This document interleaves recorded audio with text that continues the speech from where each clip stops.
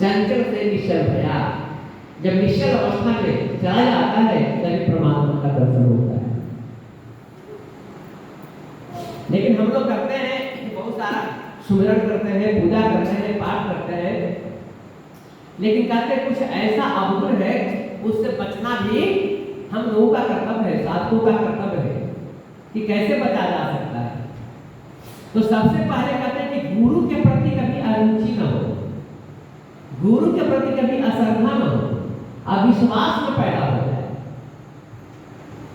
और ऐसी संगति से भी दूर रहना है जो गुरु के प्रति अश्रद्धा उत्पन्न करवा दे, अरुचि पैदा करवा दे, अविश्वास पैदा करवा दे। ऐसे लोगों की संगति, ऐसे व्यक्तियों की संगति कभी नहीं करनी चाहिए। दूसरा कहते हैं कि साधक को अधिक बोलना भी नहीं चाहिए। अधिक बोलने से भी साधक को हानि होती है। कम से कम बोलना सीखिए, ज्यादा नहीं पकना है, ज्यादा नहीं बोलना है। फिर कहते हैं कि हमेशा नए नए भोगों को भोगने की जो इच्छा है इसका भी त्याग होना चाहिए। साधक परमात्मा के द्वारा जो मिल गया है उसका भोग हम अपने कर्मों के साथ करता चले, बस यही परमात्मा का आदेश है। फिर साधक को अधिक भोजन नहीं करना है। बार बार खाने की जो आदत है ना, ऐसा नहीं होना चाहिए। इसलिए शास्त्र के निर्देश है कि जो पेट है इसको 4 भाग में बांट दीजिए, ऐसे ऐसे। तो आधा पेट जो है अन्न से उसको भर दीजिए, बाकी 1/4 जो है जल से, पानी से, और 1/4 ये वायु संचरण के लिए छोड़ दीजिए, खाली रखिए। तो हम लोग सांस भी लेते हैं ना, तो केवल कंठ से लेते हैं। सांस लेते हैं छाती में नहीं पी पाता है। अगर छाती तक भी श्वास पहुंच जाए तो बहुत सारा रोग नहीं होता है। अगर पूरा फेफड़ा अगर फूलता हो सांस लेने में तो बहुत सारे बैक्टीरिया जब ना बाहर हो जाएगा।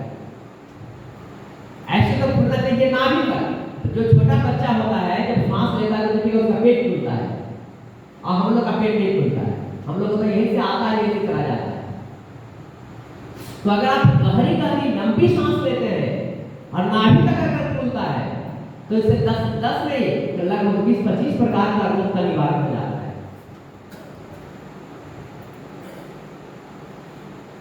इसलिए वायु संचरण के लिए हमेशा उसको खाली रखिए, तभी आप साधक हैं। अब भर पेट खाली तो साधन क्या हो सकता है, भजन क्या हो सकता है, नहीं होगा। फिर कैसे ज्यादा जो है चंचलता, जिसको हम हंसी मजाक कहते हैं, चंचलता भी नहीं होनी चाहिए साधन। यह भी साधन पर इसका इफेक्ट पड़ता है। उसके बाद कहते हैं कि अधिक सोना, अधिक सोने से भी उम्र कमता है, अधिक खाने से भी उम्र कमता है। तो जितना ज्यादा सोइएगा श्वास प्रश्वास की गति तेज हो जाएगी, और जब श्वास प्रश्वास की गति जब तेज होगी तो आयु का क्षय होगा।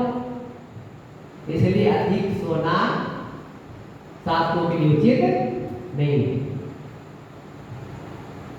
4 घड़ी कर शयन कीजिए अजागो होत बिहान। बस 4 घड़ी जो है सोइए और सुबह ये मेंटेन हो जाता है। जब आप क्रिया करते हैं ना, क्रिया करने वाले को इसी में अर्जुन को बुरा कैसे कहते हैं, निद्रा को जीतने के कारण भगवान कृष्ण अर्जुन को बुरा कैसे कहते हैं, जिसको निद्रा पर विजय हो जाता है। तो क्रिया करते करते साधक बुरा कैसे बन जाता है, धीरे धीरे निद्रा पर विजय प्राप्त हो जाता है।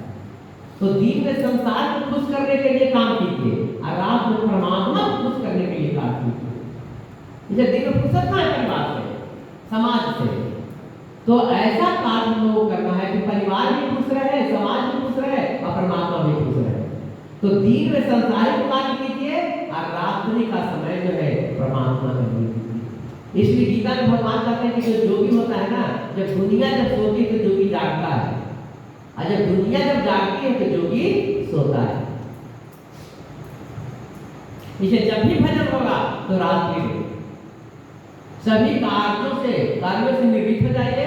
जब सारे कार्यों से निवृत्त हो जाएंगे तो फिर आप साथ में बैठ जाएंगे, और जितने अधिक समय तक आप ध्यान में रहेंगे या ध्यान के गहराइयों में चले जाएंगे तो फिर निद्रा नहीं सताएगी। हमारे शरीर के अंदर जो एक तत्व है, जब उस तत्व वह तत्व अगर प्रभावित होता है, इफेक्टेड होता है, तो ये जो है मक्खी है, मच्छर है, निद्रा है, इसका प्रभाव नहीं पड़ता है।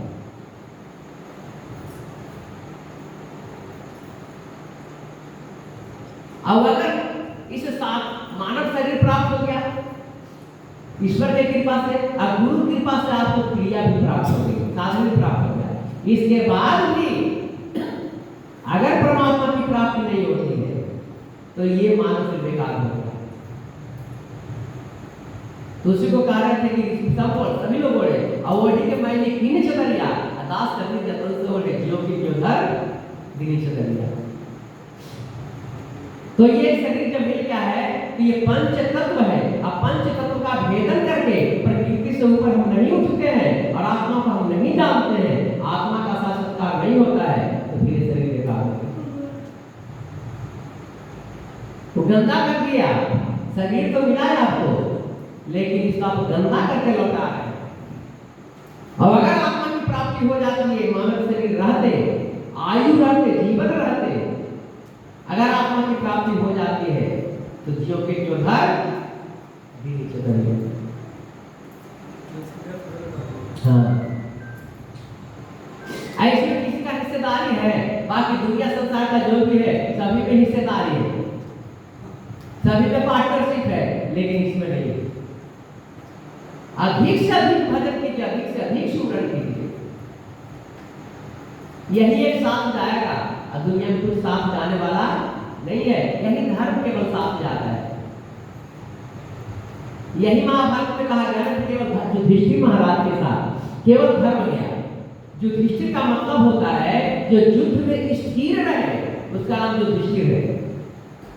युद्ध में क्रिया, वो कभी भागे नहीं, कभी डिगे नहीं, कभी क्रिया छोड़कर कभी नहीं भागे, दोनों काम जो करता है वही युधिष्ठिर। तो धर्म उसी के साथ जाता है।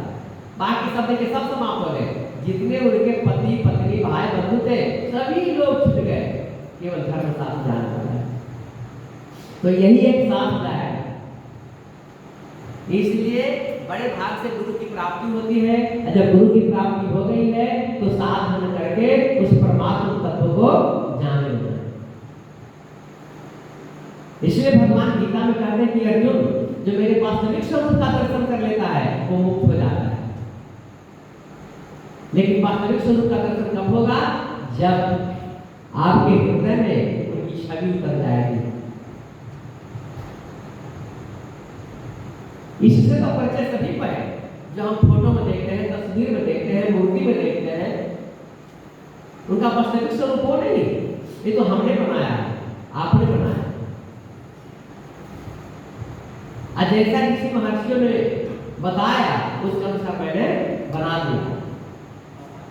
लेकिन वास्तविक स्वरूप का ज्ञान कब होगा? जब आपके अंतःकरण में उनका आविर्भाव होगा, प्रत्यक्षीकरण हो जाएगा, प्रकटीकरण हो जाएगा, तब उनके वास्तविक स्वरूप का ज्ञान होगा।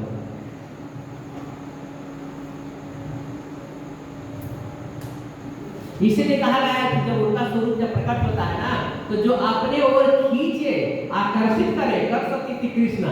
दूसरा क्या होता है? जो अपनी तरफ आकर्षित करे, जिनको रूप को देखने के बाद स्वतः आकर्षण हो जाए, उसका नाम कृष्ण है। यही एक ऐसे महापुरुष हैं जिनमें सभी प्रकार का गुण था। जो कह लीजिए, जो बना दीजिए, सभी प्रकार का। उन्होंने कहा, अनाउंस किया कि मैं ईश्वर हूं, मैं भगवान हूं, मैं परमात्मा हूं। राम ने ऐसा कभी नहीं कहा कि मैं ईश्वर हूं, मैं परमात्मा हूं, लेकिन भगवान कृष्ण अनाउंस किया पूरे संसार के लिए कि मैं ईश्वर हूं, मैं परमात्मा हूं, मेरे शरण में आया। लेकिन सर्व धर्म परित्यज्य मां में कौन सर्व पर सभी धर्मों को त्याग करके मेरे शरण में आ जाओ तब। और हमारा दिमाग तो है बहुत सारे घरों में जुटा हुआ है, भटकता रहता है। जब भटकता रहता है तो फिर आप परमात्मा के शरण नहीं जा सकते, शरणागत नहीं हो सकते। ये शरणागति अगर आप में आ गई तो बेड़ा पार हो जाएगा, लेकिन शरणागति हो नहीं पाता है। सभी लोग जानते हैं कि परमात्मा एक है, ईश्वर एक है, उसके बाद भी हम 10 के पास भटकते हैं, नहीं भटकते हैं, सभी 10 के पास जाते हैं। इसी को छोड़ने के लिए भगवान श्री कृष्ण कहते हैं गीता में कि सब को छोड़ करके मुझको भजो, बस मुझको प्रणाम, मुझको नमस्कार करो। ये बात 90 अध्याय में कहते हैं, 90 अध्याय में कहते हैं, 90 अध्याय में कहते हैं कि केवल मुझको प्रणाम कर, मुझको स्मरण कर, मुझको जो नमस्कार कर, अब कुछ नहीं करना। और फिर 18वें अध्याय में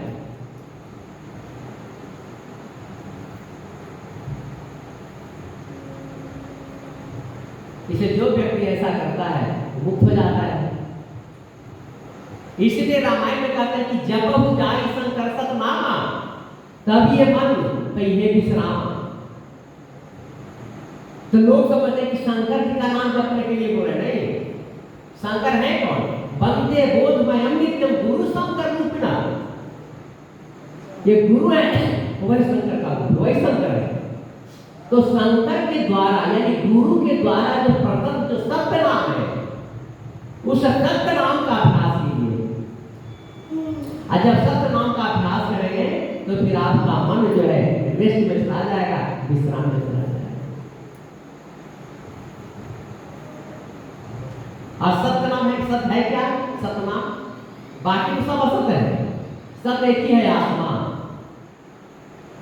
और आत्मा को अगर आप जान जाते हैं तो फिर आपको प्राप्त हो जाएगा। अरे तो संसार में भटकना बहुत होता है। कहते हैं कि अपने रिश्ते नाते के प्रति आसक्ति नहीं बनी चाहिए। ये तो आपके कर्म का अनुसार मिल गया है, ये आगे मिलने वाला नहीं है। आपके कर्म के अनुसार पति पत्नी बेटा बेटी माता पिता सभी मिल जाते हैं, अगले जन्म फिर दूसरे में। आपके कर्म के अनुसार आप जो क्रिया करेंगे, जो कर्म करेंगे, तो इस कर्म के अनुसार फिर अगले जीवन में बदल जाएंगे।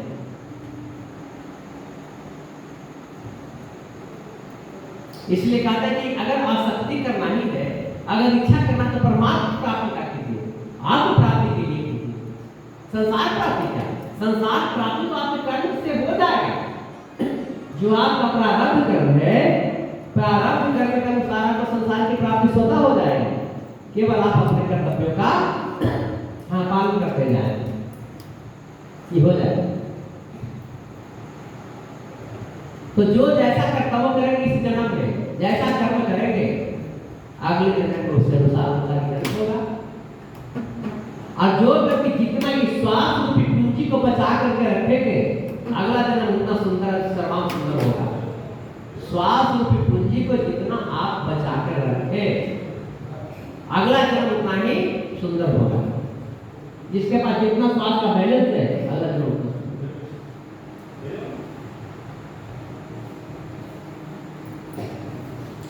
तो इसको बैलेंस करके रखना पड़ता है, और जब तक बैलेंस नहीं होगा तब तक नहीं होगा। इसका बैलेंस कैसे करना, इसके बारे में कुछ आलोचना। अधिक से अधिक क्रिया करना।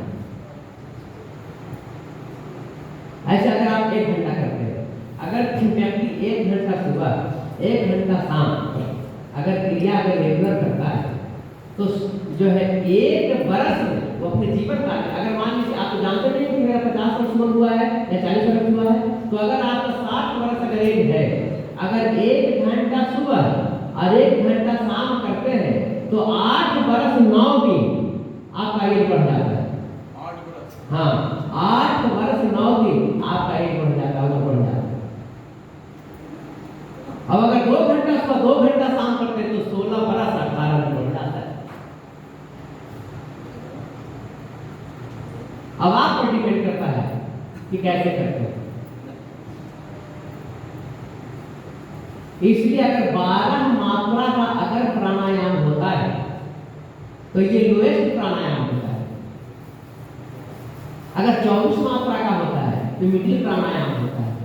अगर 36 मात्रा का होता है तो ये हाईएस्ट प्राणायाम होता है। ये मात्रा क्या है? ऐसे देखिए, मात्रा का मतलब होता है कि ऐसे घुमाए जाते बस 1 मात्रा हो गया, समझ रहे हैं? तो जितना देर के सिर के चारों तरफ घुमाए, आप कभी दुर्गा पाठ करते हैं तो होता है जैसे कर्तव्य जैसे काम होता है ना, ऐसे घुमा कर कैसे इतना टाइम एक मात्रा होता है। तो क्रिया करते करते, क्रिया जब करेंगे ना तो क्रिया करते करते धीरे धीरे अवस्था आती है। और जब गुरु जब परख करते हैं तो फिर उसको बताते हैं कि उसको चेंज करना है इसमें। तो तभी तक ये है, आगे जाने के बाद फिर इसका कोई काम नहीं होता है। ये सेकंड स्टेज तक की जो क्रिया है इसमें आपको परिश्रम से सिद्ध होने वाला है, और थर्ड स्टेज से उसका फल मिलने लगता है। तो परिश्रम तो करना पड़ता है। ये जीव विज्ञान और रसायन विज्ञान, भौतिक विज्ञान, ये धर्म विज्ञान है, ये गुरु से सीखना पड़ता है, सीखकर अभ्यास करना पड़ता है। छोटा से छोटा कोई भी वस्तु हो, कोई भी इंजन, कोई भी चीज हो, उसके लिए गुरु क्या कहता है। एक साइकिल है, मोटरसाइकिल है, बाइक है, सभी के लिए गुरु चाहिए। अच्छा, परमात्मा प्राप्ति करना है तो गुरु को अवश्य चाहिए ना। अब उसके पास अगर कोई सीखने के लिए मंदिर जाए तो रखकर के सीखना पड़ता है, सीखता है तब कहीं जो है उस टेक्निक को जान पाता है। यह भी एक ऐसा टेक्निक है जो परमात्मा से मिला देता है, खुद से पहचान करवा देगा कि मैं कौन हूं।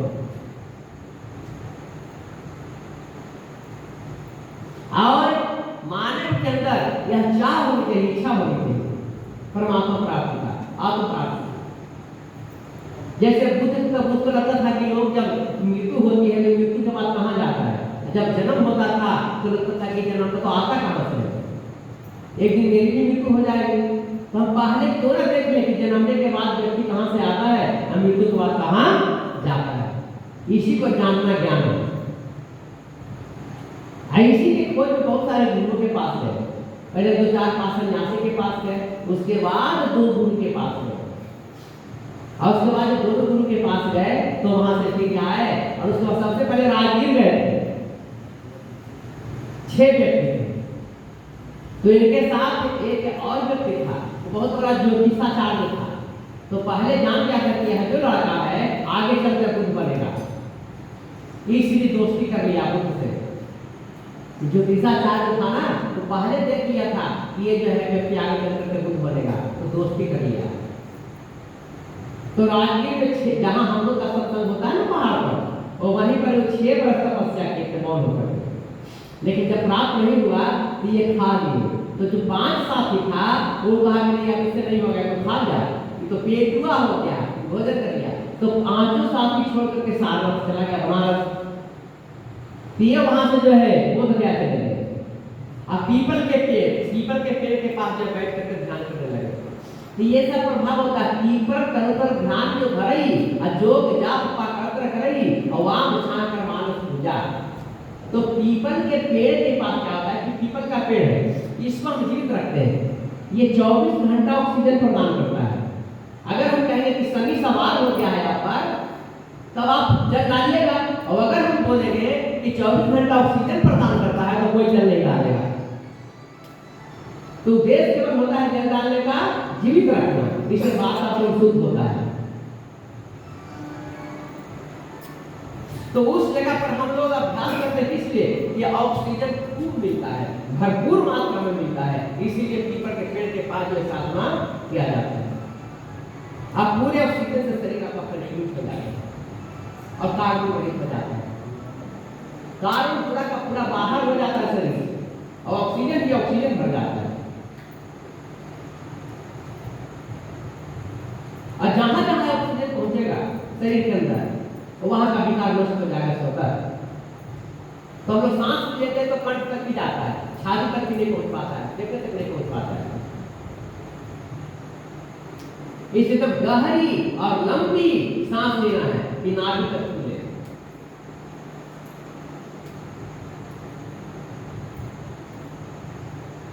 इसीलिए बीच में गुरु से मिलते रहना है। ऐसा नहीं कि 2 साल पर मिलना है, 2 वर्ष पर मिलना है, हो सके तो 5 महीने मिलिए, नहीं तो 3 महीने पर, नहीं तो 6 महीने पर। 1 वर्ष में मिलता तो कुछ चेला है। हम लोग 15 दिन पर जाते थे गुरु जी के पास, 3 दिन कम से कम रहते थे। भूपेंद्रनाथ संन्याल बाबा जो थे ना, कहते थे कि देखो जो क्रिया अगर करना है तो एकांतवास करना सीखो, कम से कम 1 वर्ष में 1 महीना एकांतवास करो। अरे 1 महीना एकांतवास करके बस पूरी क्रिया पर जो है पूरे मनोजोग पर मन चित्त लगा कर क्रिया। अब शरीर में अगर कोई रोग होता है, कोई बीमारी होता है, तो इसके टेंशन मत करो। जिस दिन यह शरीर ये गुरु महाराज को अर्पित कर दिया, उस दिन से ये तुम्हारा शरीर गुरु महाराज का हो गया। अब चाहे इस शरीर को वो ठीक रखे, चाहे वे ठीक रखे, तुम्हारी मृत्यु। प्रेम से बोलिए सतगुरुदेव भगवान की जय। ये तो भोग शरीर है ना, इसमें तो सुख दुख रोग बीमारी आते जाते रहेंगे, तो इसके कारण हम जो है क्रिया छोड़ दें नहीं। गुरु जी, अगर शरीर साथ ना दे तो कैसे हम क्रिया करें? आप कैसे समझें कि शरीर साथ नहीं देगा? तबीयत अगर खराब हो तो शरीर कैसे साथ देता है? अगर तबीयत खराब है, तो आप गुरु प्रणाम कीजिए। गुरु प्रणाम करने के बाद बाकी जो 4 क्रिया है कि जो तीसरी वाली जो क्रिया है ना, उसको 12 बार कर लीजिए। अगर ये भी करना अगर आप सक्षम नहीं है तो केवल गुरु प्रणाम कर लीजिए। लेकिन जब गुरु प्रणाम करेंगे ना, तब जो है तब पर भी गुरु चाहे तो करवा लेंगे। और अगर उस अवस्था में भी अगर आप क्रिया करते रह जाते हैं, तब गुरु का ध्यान का पर चला आएगा। ये गुरु क्या करते थे? जिसको साधना में उन्नति करना होता था, जिसको आगे बढ़ना होता था, उसका रोग बीमारी गुरु अपने शरीर पर लेकर के भोगते थे, लेकिन उसको रोग बीमारी होने नहीं देते थे, जिसको क्रिया में आगे बढ़ना होता था। यही एक टेक्निक है, ये हम ही लोगों की क्रिया है। और जो आत्मज्ञानी गुरु होते हैं, ब्रह्म ज्ञानी गुरु होते हैं, वो वही दूसरा गरुड़ कुमार एक सिर पर लेकर के उसको भोग सकते हैं। उम्र ले भी सकते, उम्र दे भी सकते हैं। ये टेक्निक उन्हीं के पास है।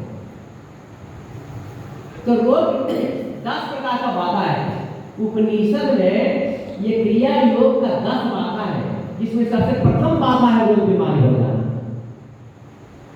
अगर जैसे आप क्रिया रेगुलर करने लगेंगे तो कभी सर्दी हो जाएगा, कभी खांसी हो जाएगा, कभी बुखार हो जाएगा। अगर कुछ ना कर रेगुलर करेंगे ना, तो कुछ ना कुछ हो जाएगा। और करते क्या है कि जैसे ही अगर कुछ ना कुछ होता है तो क्रिया बंद कर देते हैं। जब क्रिया बंद कर देते हैं तो उसी का जय होगा ना, रोग बीमारी का जय हो गया, आपका पराजय हो गया। तो अगर रोग बीमारी भी हो रहा है तो क्रिया मत छोड़िए, उसी से ठीक हो जाएगा। अगर 15 दिन आपको बीमार रहना है, क्रिया नहीं छोड़ते हैं, तो 5 दिन में ठीक हो जाएगा, 8 दिन में ठीक हो जाएगा, 15 दिन में छोड़ना नहीं। वो तो सभी जगह है। लहरी महाशय कहते हैं कि जो क्रिया करता है उसके निकट रहता है। अगर तबियत खराब है, उसके बाद गुरु प्रणाम कर रहे हैं, और गुरु प्रणाम करके थोड़ा सांस बंद कर रहे हैं, तो गुरु जी का ध्यान तो होता है। ये संज्ञान हुआ कहते हैं कि देखो अगर कुछ भी नहीं होता है तो एक प्रत्याहार प्रतिदिन सुबह शाम करो, इसलिए कि गुरु का ध्यान हमेशा हम पर बनी। इसके लिए दौड़ना क्रिया का है।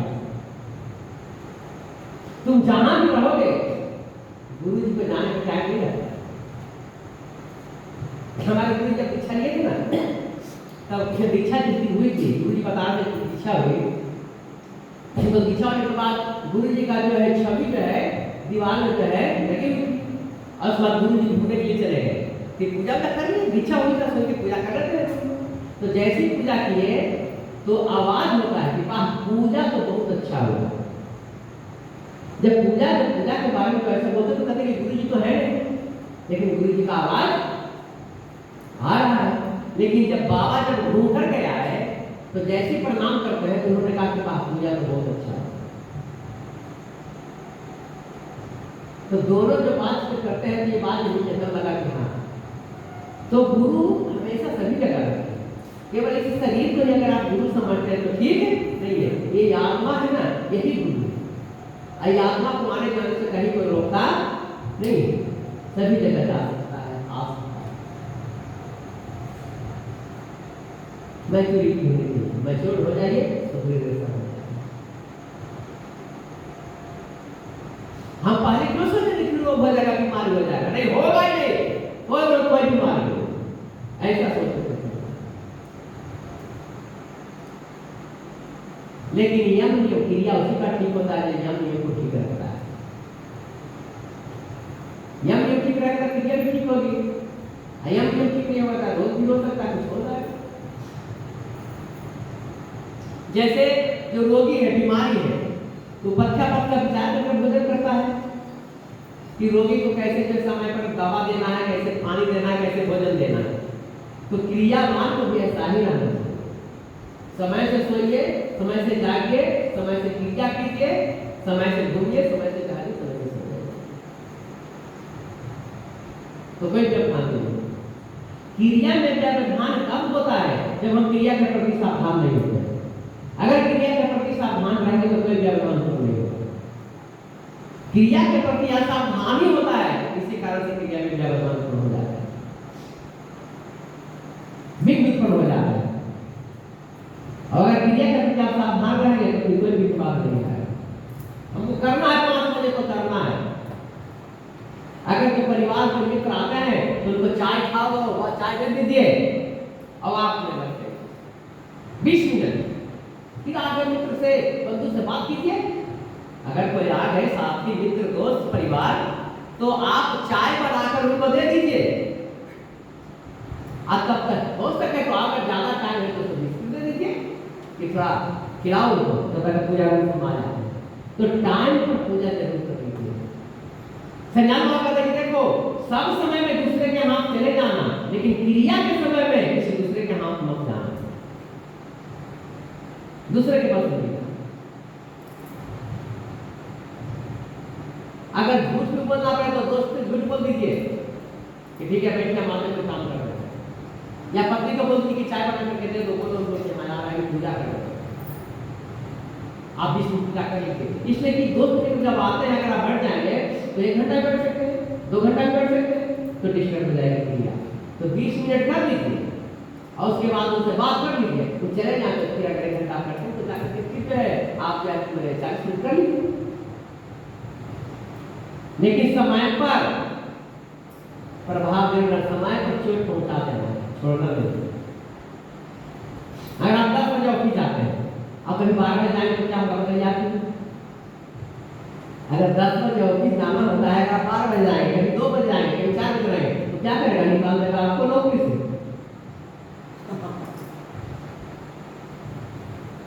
तो उस नौकरी से भी कई नौकरी है, सबसे अच्छी है, सबसे बढ़िया, सबसे बड़ी तो ये गुरुदेव की नौकरी नहीं।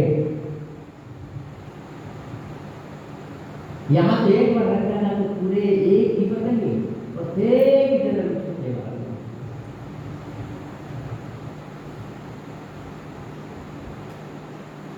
इसलिए कहीं भी करते रहिए, आप बस सुधर चलता है। अगर ऑफिस में भी काम कर रहे हैं तो उसको बंद मत कीजिए, उसको आप बंद करते हैं, आप जो ले रहे हैं छोड़ काहे ना बंद करते हैं उसको। तो जब वो बंद नहीं हो सकता तो फिर स्मरण कैसे बंद हो सकता है, स्मरण कैसे बंद हो सकता है? तो ऑफिस का काम करते रहिए और आराम से जो है सदा रहनुपुर आवत जाता। रामचरितमानस में कहते हैं कि सदा रहनुपुर आवत जाता, हमेशा आते जाते रहना, कभी इसको छोड़ना नहीं, बंद नहीं करना।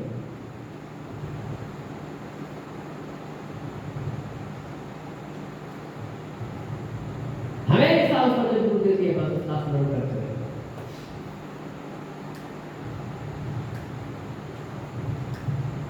ऐसा स्मरण होना चाहिए, स्मरण का मतलब क्या होता है? ऐसा स्मरण हो जिससे आपका श्वास टेढ़ हो जाए, तब स्मरण होगा। अब भजन क्या होता है? जब जन में भगवान का भाव आ जाए तब भजन होता है। यही भगवती की उपलब्धि है। धीरे धीरे करत अभ्यास के जड़ जोश से जान नहीं, यही एक क्रिया है जिसका नाम है क्रिया जो चेतन को जड़ करे और जड़ करे चेतन। बहुत आप लोग सुनोगे, क्योंकि हम लोग भी कहानी में सुनते हैं, पढ़े हैं कि राम प्रभु काली को खिला देते, बामा के बाद तारा को खिला देते हैं। तो क्या ये पत्थर की मूर्ति खाना खाती है?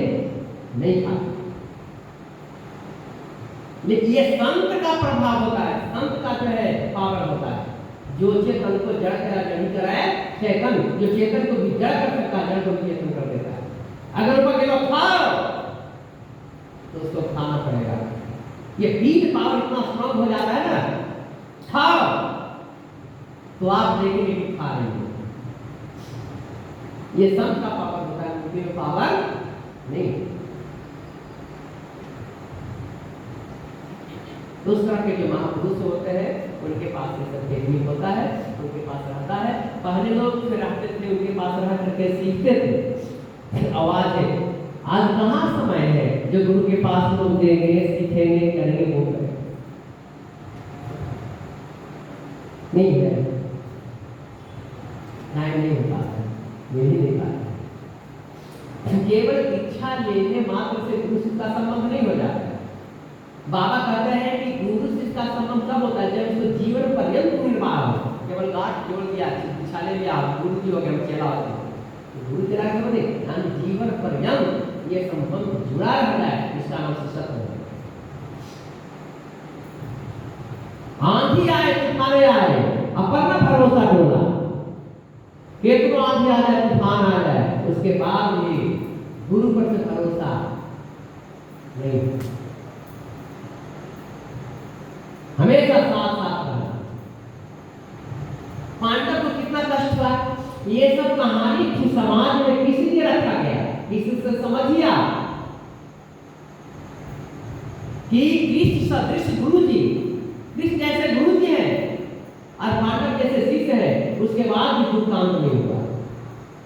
लेकिन उन्होंने गुरु जी को नहीं छोड़ा, गुरु जी को नहीं छोड़ा। सभी लोगों ने कहा, यहाँ तक कि द्रौपदी महारानी ने कहा, जब एक हिमालय के तराइयों में घूम रहे थे एक बार, तो द्रौपदी ने कहा कि महाराज आप कौन कहते हैं गुरु जी से, यहाँ का दुख जो है दुख से निवृत्त करा दीजिए, इतना दुख क्यों भोग रहे हैं। युधिष्ठिर महाराज हमेशा यही बोलते थे कि मेरे साथ अगर केशव है, गुरु जी हैं, तो एक न एक दिन दुकान का अवसर होगा, ये मुझे विश्वास है। तो द्रौपदी बोली कि इतना तो बोल दीजिए उनको, गुरु जी को बोले कि दुख क्यों है। तो युधिष्ठिर महाराज ने जवाब दिया द्रौपदी को कि महारानी, मैं दुख निवारण के लिए तुझसे प्रेम नहीं करता हूँ, मैं दुख निवृत्ति के लिए जो है, कष्ट निवृत्ति के लिए तुझसे प्रेम नहीं करता हूँ। ये देख लो, देख ये पूरी जो प्रकृति है, इसके अंदर जो सौंदर्य है, सुंदरता है, हम उससे प्रेम करते हैं, हम तो कुछ नहीं दे रहे हैं, लेकिन तब पर हम उससे प्रेम करते हैं।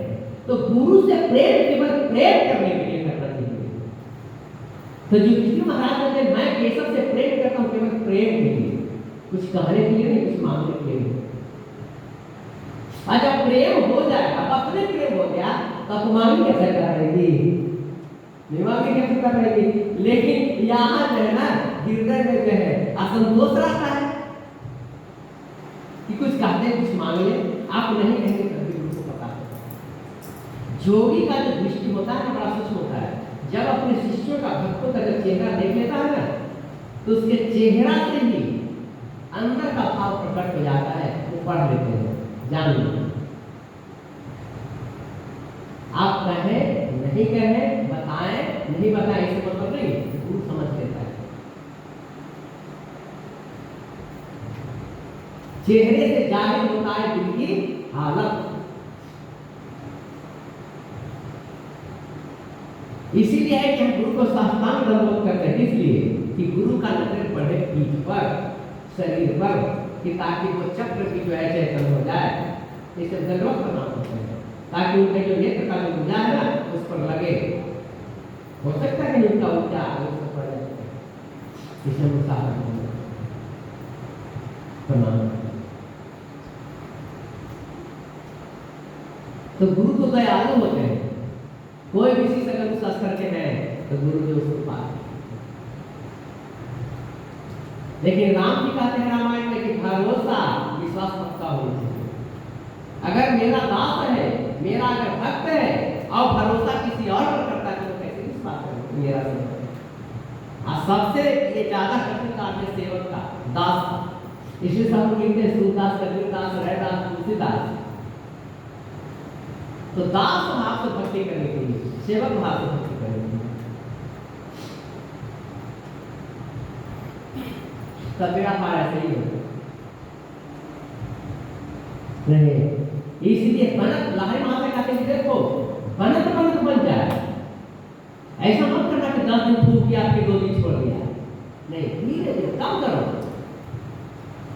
लेकिन रेगुलर आप निकल करो, रेगुलर बनत बनत बन जाए, धीरे धीरे बन जाएगा। जैसे भोजन होता है, भोजन अगर अच्छा लगे या नहीं लगे, भोजन अगर अरुचिकर हो या रुचिकर हो, अगर हम भोजन करेंगे तो पेट अवश्य भरेगा। ठीक उसी तरह से क्रिया करने में अगर आपको रुचि हो या नहीं हो, उसके बाद भी क्रिया करने के लिए आप बैठ जाइए। अगर क्रिया करना अच्छा लगता हो या नहीं लगता हो, रुचिकर हो नहीं हो, तब पर भी आप क्रिया कीजिए, इससे आपके साथ साथ अवश्य होता है।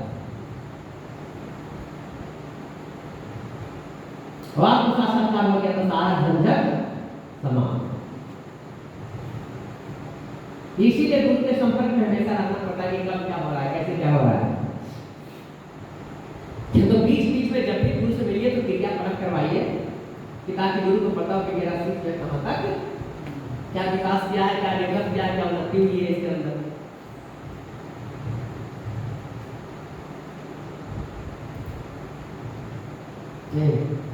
और कुछ किसी का पूछना तो पूछ सकते हैं। नहीं, इसलिए ज्यादा साधक को क्रोधी स्वभाव का नहीं होना चाहिए, ज्यादा गुस्सा नहीं आना चाहिए, इस पर भी कंट्रोल करना है। और मनमानी कर्म से हिंसा का अभाव होना चाहिए। अपना जानते अपना समझ से किसी की हिंसा नहीं करनी है, चाहे कोई छोटा से छोटा जीव क्यों न हो। प्रयास कीजिए कि उसका भी हिंसा नहीं हो। किसी अपने में जो है उससे विकार को, जो काम विकार है उसको आने नहीं देना चाहिए, इस पर भी नियंत्रण रखना है। अब अपनी निंदा करने वाले को सहन करना चाहिए। जो मेरी निंदा कर रहा है ये सहन करने का क्षमता होना चाहिए साधक में। कौन मेरे बारे में क्या कहता है नहीं कहता, इसे मतलब नहीं रखना चाहिए, ये तो अपना चाहिए।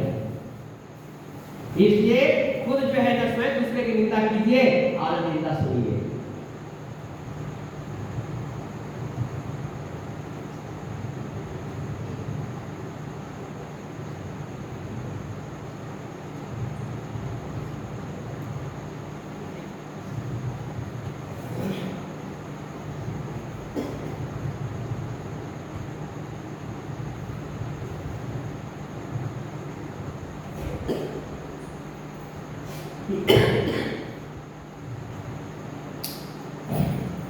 इसलिए जो गुरु भक्ति है ना, ये तीनों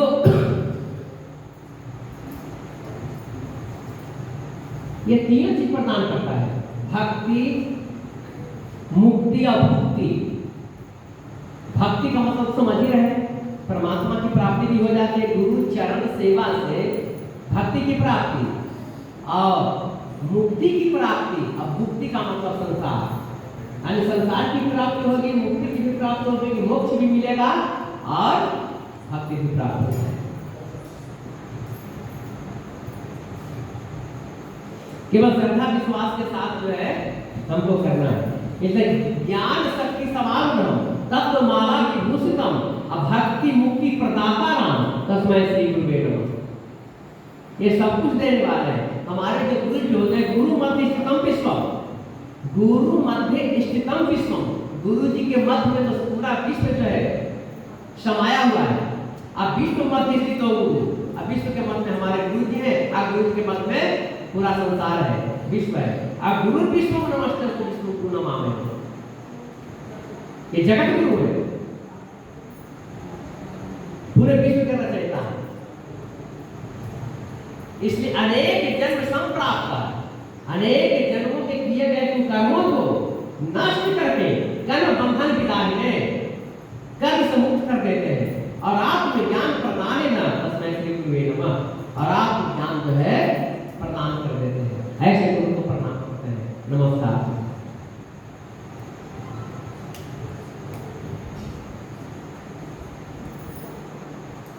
इसलिए गुरु पर पूर्ण भरोसा, पूर्ण विश्वास, भक्ति तभी होगा। ये संसार है, संसार जो है ना ये पानी के जैसा है और मन दूध के जैसा है।